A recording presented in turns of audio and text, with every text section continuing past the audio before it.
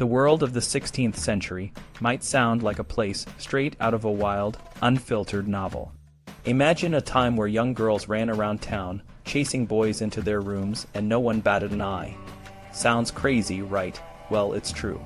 This was the world of Martin Luther, the famous church reformer, who couldn't believe his eyes when he saw how bold and free young women had become. But let's not just focus on the shock factor. The 16th century, especially in Europe, was a time of massive change. It was a period when people were breaking free from old rules and exploring new ways of living, loving, and thinking. So, let's dive into this fascinating era and see how it all played out. Back in the 16th century, the world was a bit different from what we know today. Martin Luther, a key figure in the Protestant Reformation, often complained about how young women were becoming more and more daring. He was shocked to see them running after boys and offering them their love freely. Luther, a man of strong religious convictions, found this behavior outrageous and worried that it would lead to moral decay. But the truth is, this boldness was just a part of a larger shift happening in society. In those days, young people had more freedom than you might think. Once a couple was engaged, they were practically considered married, and it was perfectly acceptable for them to sleep together. If a girl became pregnant before marriage, it wasn't the end of the world. Often, a peasant man would still be willing to marry her, even if she had a child from a previous relationship. This was a time when people were more focused on practical matters, like having a stable family and a good harvest, rather than following strict moral codes. But it wasn't just the peasants who were breaking the rules. The nobility had their own set of complicated arrangements.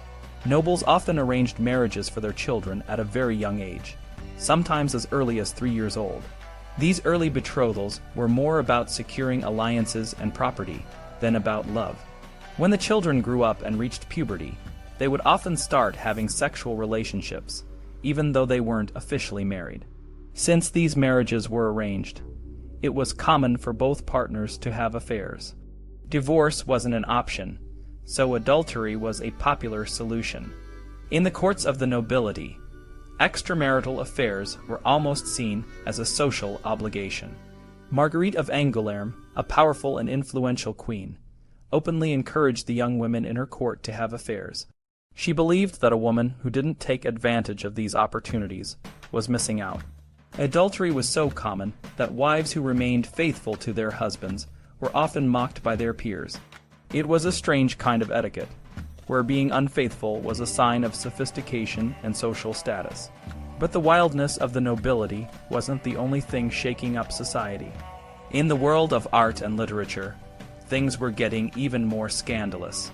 Pietro Aretino, a famous poet, wrote a book of lewd sonnets that became incredibly popular.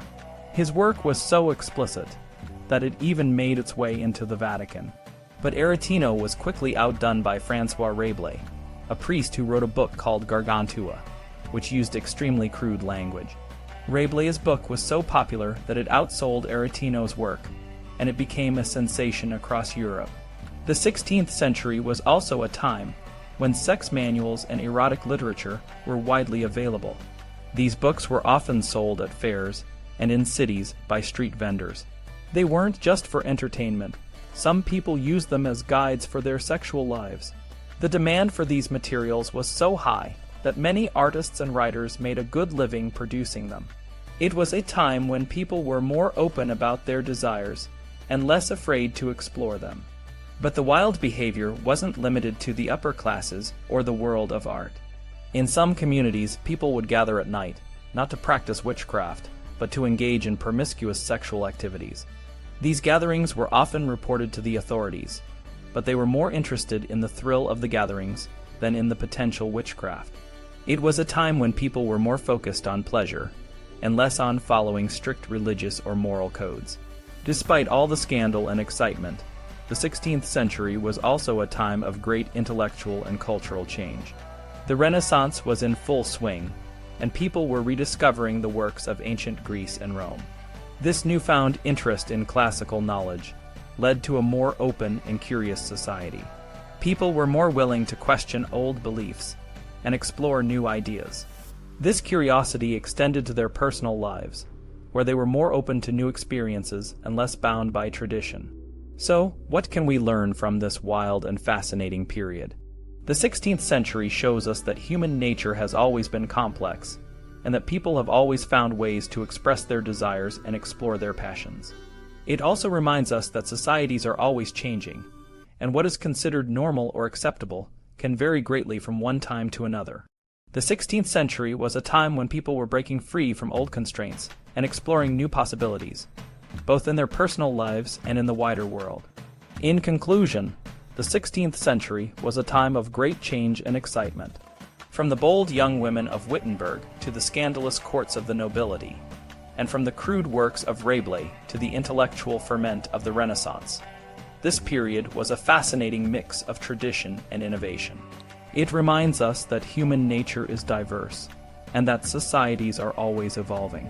So the next time you think the world is going crazy, just remember that it's been this way before, and it will likely be this way again.